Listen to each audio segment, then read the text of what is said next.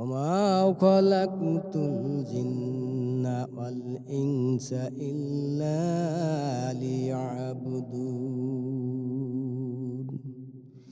মানুষ এবং জিন জাতিকে একমাত্র আমার ইবাদত বন্দিগি করার জন্য সৃষ্টি করেছি। মূলত এরাই হচ্ছে আমার ইবাদত বন্দিগি ছাড়া অন্য কারুর ইবাদত বন্দিগি করতে পারবে না। আল্লাহ পাক রব্বুল আলামিন বলেছেন, তোমরা আমার কাছে ফিরে আসতে হবে, আমার তোমাদের সবাইকে একদিন মৃত্যুবরণ করিতে হবে এবং আমার কাছে তোমাদের জবাব দিয়ে করা লাগবে।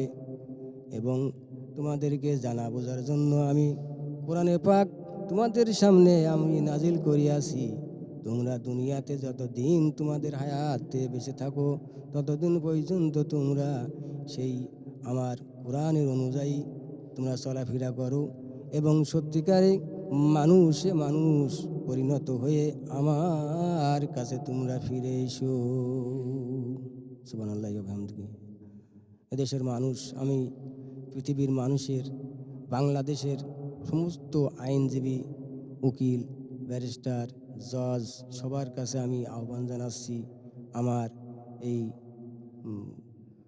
চৌগাছা টেঙ্গুরপুর গ্রামে আমাদের একটা যে গ্যাঞ্জাম একটা মারামারি হয়েছিল, এই মারামারিতে আমরা রাতের বেলায় আমার এই ভাইটার হত্যা করার জন্য ওরা বাড়ির পরে আক্রমণ করেছিল। আমরা 3টে লোক কিছুই জানি না, নির্দোষ, অথচ আমাদেরকে আসামি বানিয়ে আমাদেরকে এই আমলিকির সময় আমাদেরকে 4টে লোকেরই সাজা প্রাপ্ত করেছেন, 2টো ফাঁসি আর আমাদের স্বামী স্ত্রী লাইফ সাজা করেছেন। তাহলে আমি এই ঘটনাটা এই 4খানা হাদিস এবং কুরআন নিয়ে আমি বলছি যে আমরা 3টে লোক এই ঘটনা চক্রান্তে আমরা কিছুই জানি না। আমার স্ত্রী ছিল ঘুমায়ে, সেও টের পায়নি। কী হয়েছে আল্লাহ পাকই জানেন, আর তারাই জানে, যেহেতু আমার ভাই স্বীকারোক্তি দিয়েছে যে আমি বাঁচার তাকে দে, ওরা মারার জন্য আসছিল, বাঁচার তাকে দে, আমি ওদেরকে আঘাত করি। ওরা যে মারা যাবে এ আমি জানি না, অন্ধকারের বিষয়। যাই হোক, 2টো লোক মারা গিয়েছে, আমি বাড়ি ছিলাম না, আমার ছোটো ভাই বাড়ি ছিল না, অথচ আমার ছোটো ভাইয়েরও ফাঁসির অর্ডার দেওয়া হয়েছে। দেশের আইনজীবী, পুলিশ বাহিনী, আর্মি, যত আইনশৃঙ্খলা বাহিনী আছে সবার কাছে আমি এই বিষয়টা জানানোর জন্য আহ্বান জানাচ্ছি। আল্লাহ পাক রব্বুল আলামিন দেখি আমি এই পৃথিবীর বুকে একজন সত্য মানুষের ন্যায় বিচার পাই কিনা, ন্যায় বিচারের জন্য কেউ আগে আসে কিনা। আমি এই বাংলার জমিনে আমি দেখতে চাই যে আমার এই দুঃখের দিনে আমার কোনো বন্ধু, কোনো ভাই, ইসলামী ভাই আমার একটু সহযোগিতা করে কিনা।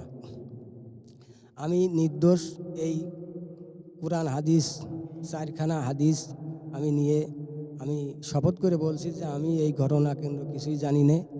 যাই হোক, আমি কিছুই জানি না, অথচ আমাকে লাইফ সাজা দেওয়া হয়েছে, এখন জামিনে আছি। তা আমার এই সত্যটা যে উঠিয়ে ধরবে এরকম কোনো লোক জীবনে আসেনি, পাইনি। বাধ্যতামূলক আমি এই কাজটা করার জন্য আমি উদ্যত হয়েছি।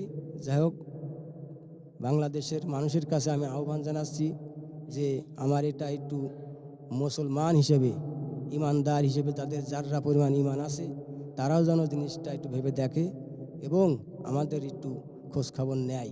যেহেতু আমরা 4টে লোকে আসামি, আমরা 3টে লোক নির্দোষ। আর ওটা দিয়ে কি আমার এই ভাইটা স্বীকারোক্তি দিয়েছে যে আমি একলাই ছিলাম বাড়ি, আমাকে ওরা মারার জন্য আসছিল, আমি বাঁচার তাগিদে ওদেরকে আঘাত করি। সত্যকে মিথ্যা এখন তারাই জানে ভালো, আমরা কিছুই জানি না। যাই হোক, ঘটনার সময় আমি হয়তো বা যখন গ্যাঞ্জাম হয়ে যাওয়ার সময় আমি বাড়ি আসছিলাম, বাড়ি এসে দেখি যে এই অবস্থা, এতটুকুই জানি। তবে গ্যাঞ্জাম হয়েছে, 2টো মানুষ হত্যা হয়েছে, তবে আমার ভাইয়ের হাতে হয়েছে, এটাই সত্য। কিন্তু আমাদের যে সামনে হয়েছে তা নয়, অথচ মিথ্যে সাক্ষী দিয়ে মিথ্যা কথা বলে আমাদেরকে 4টে লোকেরই আসামি বানানো হয়েছে। أعوذ بالله من الشيطان الرجيم بسم الله الرحمن الرحيم الحمد لله نحمده ونصلي الكريم أما بعد أعوذ بالله من الشيطان الرجيم بسم الله الرحمن الرحيم الحمد لله رب العالمين الرحمن الرحيم مالك يوم الدين إياك نعبد وإياك نستعين اهدنا الصراط المستقيم صراط الذين أنعمت عليهم غير المغضوب عليهم ولا الضالين آمين আমি বেশি ভূমিকা রাখতে চাই না। আমি সংক্ষিপ্ত কিছু কথা বলতে চাই যে আমাদের রাসূল পাক সাল্লাল্লাহু আলাইহি সাল্লাম নবুয়াত পাওয়ার দিন থেকে নিয়ে নবুয়াত পাওয়ার সাথে সাথেই আমাদের রাসূল পাক সাল্লাল্লাহু আলাইহি সাল্লাম ইসলামের দাওয়াতে লেগে গেলেন এবং ইসলামের দাওয়াত দিতে দিতে এমন পর্যায়ে চলে এলেন যে আবু জেহেল তার পিছনে এমন আঠার মতো লেগে গেল যে তাকে দুনিয়া থেকে চির বিদায় করে দেওয়ার জন্য সেই আবু জেহেল সেইভাবে চক্রান্ত করতে লাগলেন। রাসূল পাক সাল্লাল্লাহু আলাইহি সাল্লাম তার আহ্বান এবং ইসলামের দাওয়াত চালিয়ে গেলেন।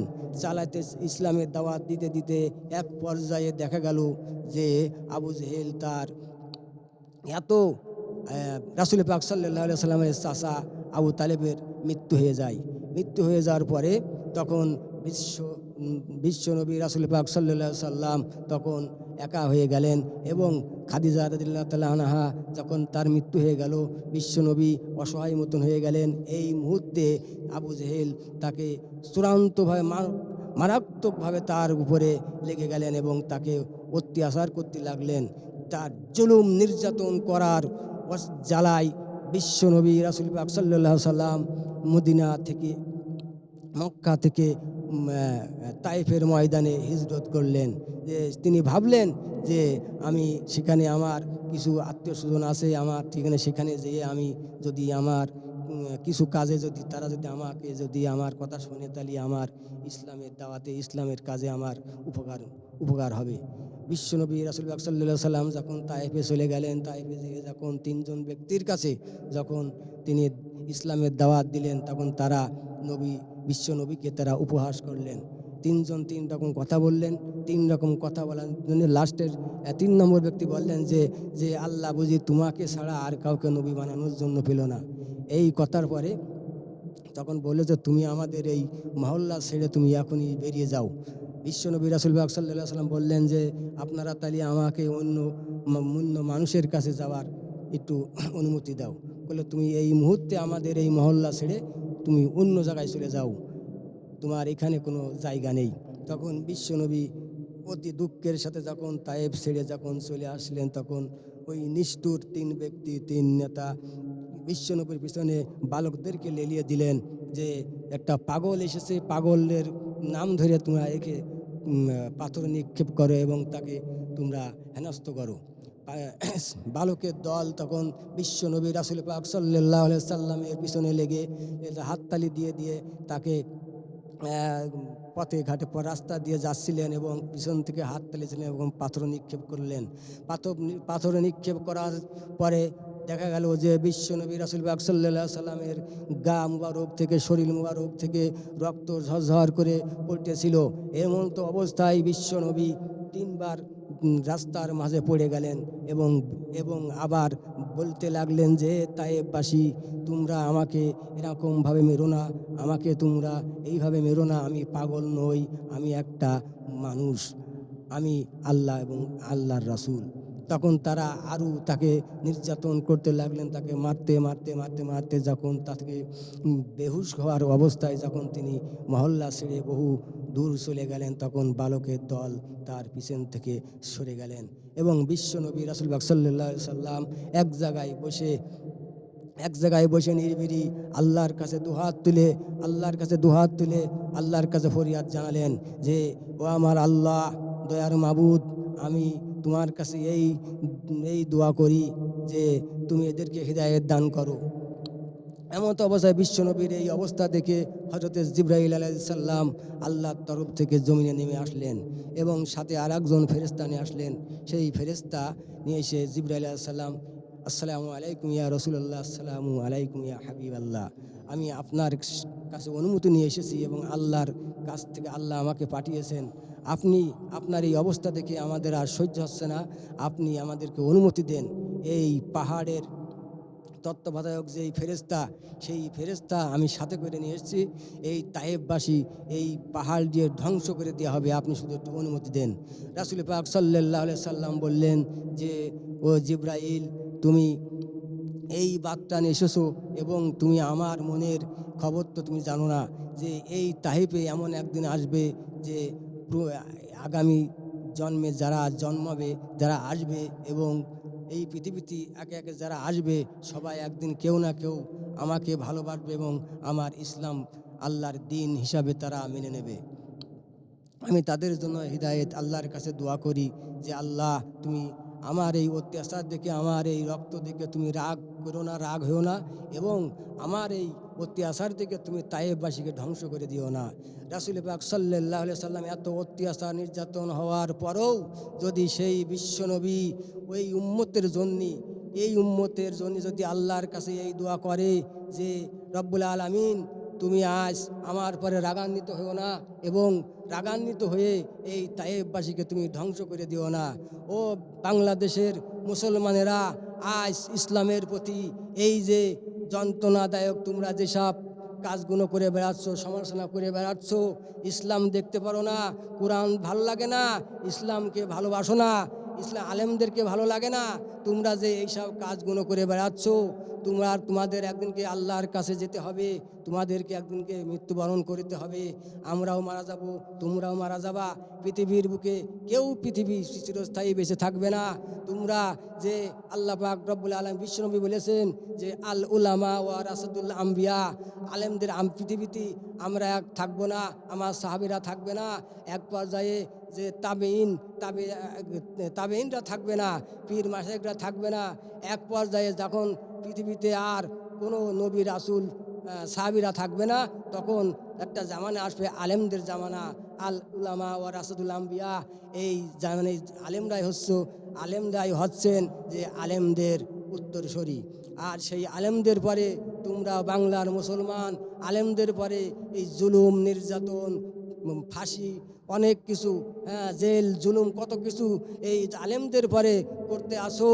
তোমরা একটু ভেবে দেখো যে কোরআন এবং হাদিসের কথা অনুযায়ী চলে দেখো, কোরআন পড়ে দেখো, হাদিস পড়ে দেখো যে আল্লাহ কি বলেন, রাসূল পাক সাল্লাল্লাহু আলাইহি সাল্লাম আমাদের জন্য কি করে গেছেন, যে আমাদের মায়ায়, আমাদের ভালোবাসায়, আমাদের দুঃখে, আমাদের সব কিছু, আমাদের শয়নে স্বপনে বিশ্বনবী এত কষ্ট করে গিয়েছেন।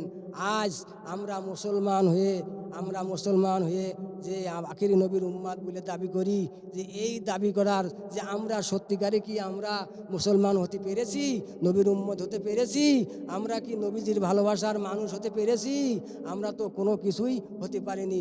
বিবেক খুলে দেখেন, বিবেকে কান লাগিয়ে দেখেন যে পৃথিবীর বুকে আমরা কোন কায়দায় চলাফেরা করছি, আল্লাহর নীতি, আল্লাহর নীতিমালা, আল্লাহর কোরআনের অনুযায়ী, হাদিসের অনুযায়ী, বিশ্বনবীর কথা নীতিমালার অনুযায়ী আমরা চলাফেরা করতে পারছি কি না?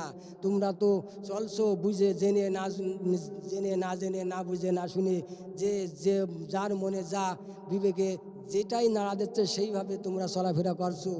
আর আলেমদের পিছনে লেগে আসো, আলেমদেরকে ভালোবাসো, আলেমদেরকে এরকম নির্যাতন করো না, তাদেরকে তুমি অত্যাচার করো না, আলেমদের সাথে চলো, আলেমদের সাথে চলে আল্লাহর এবং রাসূলের অনুসরণ করো। তবেই তোমরা মৃত্যুবরণ করার পরে আল্লাহর কাছে তোমরা জবাবদিহি করতে পারবা এবং রাসূল পাক সাল্লাল্লাহু আলাইহি ওয়াসাল্লাম তোমাদের উম্মত হিসেবে মেনে নেবেন। তাছাড়া তোমাদের এতটুকু ভাবনা চিন্তা করা উচিত যে আজকে যে দুনিয়ায় বাস করে যে জালেমদের মতো, কাফেরদের মতো, ইহুদি নাসারাদের মতো আমরা মুসলমান হিসেবে দাবি করে, মুসলমানের ঘরে জন্মগ্রহণ করে যদি আজ আমরা মুসলমানদের সাথে এরকম জুলুম নির্যাতন করি, তাহলে ওই কাফেরদের থেকে আমাদের পার্থক্যটা কি? ওয়া আখিরু দাওয়ানা আলহামদুলিল্লাহি রাব্বিল আলামিন। আল্লাহ রহমত করুক।